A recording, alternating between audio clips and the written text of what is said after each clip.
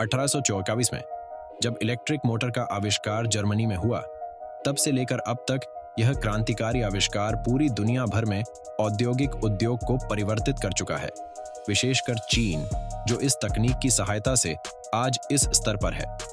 आज तक भारत इस पहुंच से कम 15 साल से पीछे है। एक अच्छी बात यह है कि मोटर तकनीक और विनिर्माण में भारत को इस क्रांति का इंतजार था, जो अब समाप्त हो चुका है, और अंत में मोटर डेवलपमेंट के एक इस सेक्टर में काम शुरू हो चुका है। इसके कारण चीन आज दुनिया में किसी भी देश से काफी आगे है। हाल ही में भारतीय सरकार ने मैन्युफैक्चरिंग PMI जारी की है, जिससे ड्रोन्स और उनके कंपोनेंट्स का उत्पादन भारत में शुरू हो सकता है। ड्रोन्स का उत्पादन भारत में शुरू हो चुका है, लेकिन अब तक केवल असेंबली स्तर पर था। पर आज एक बड़ी खबर से पूरी भारतीय ड्रोन इंडस्ट्री का चेहरा बदलने वाला है, क्योंकि देश की पहली कंपनी ने स्क्रैप से एक ड्रोन मोटर का विकसन कर लिया है और इसे 18 kV की मोटर के अलावा एग्रीकल्चर, सर्वेलेंस और लॉजिस्टिक्स एप्लीकेशन में उपयोग किया जा सकता है।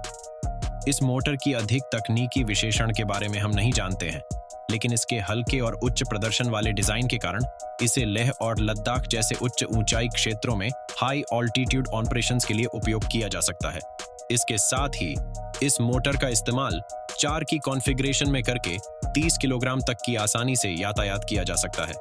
आपको याद होगा कि 2 साल पहले तक इलेक्ट्रिक रिक्शा, इलेक्ट्रिक 2 व्हीलर और 4 व्हीलर्स की मोटर तक भारत में नहीं बन रही थी, लेकिन आज स्थिति बदल चुकी है और भारतीय सरकार के कदम के कारण इसमें स्थानीयकरण में कई गुना वृद्धि हुई है। ड्रोन सेक्टर में भी इसे एक शुरुआत माना जा सकता है, लेकिन ड्रोन कंपोनेंट्स एक छोटा सा हिस्सा है। छोटे ड्रोन से लेकर इंजीन्स तक हाल ही में कुछ विकास देखा गया है। आपको याद होगा कि कुछ दिन पहले ही निर्भय क्रूज मिसाइल का सफल परीक्षण हुआ था और इसमें भारत में बने माणिक इंजन का इस्तेमाल किया गया था। 450 किलोग्राम के सैन, जिन्हें छोटे US के हिसाब से डिजाइन और विकसित किया गया है, और आगे चलकर इनका एकीकरण न केवल भारतीय बल बल्कि कुछ ओवरसीज ड्रोन्स में भी किया जा सकता है।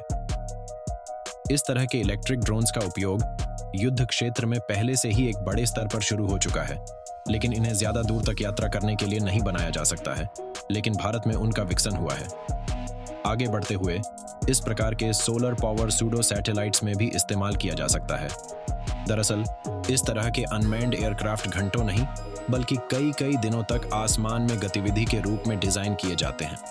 दिन के समय सूर्य की किरणों और रात के समय बैटरी में भंडारित ऊर्जा का उपयोग करके ये 30 दिनों तक वायुमंडल में रह सकते हैं और सैटेलाइट्स की तरह ही वायरलेस संवाद में व्यापक रूप से भूमिका निभा सकते हैं।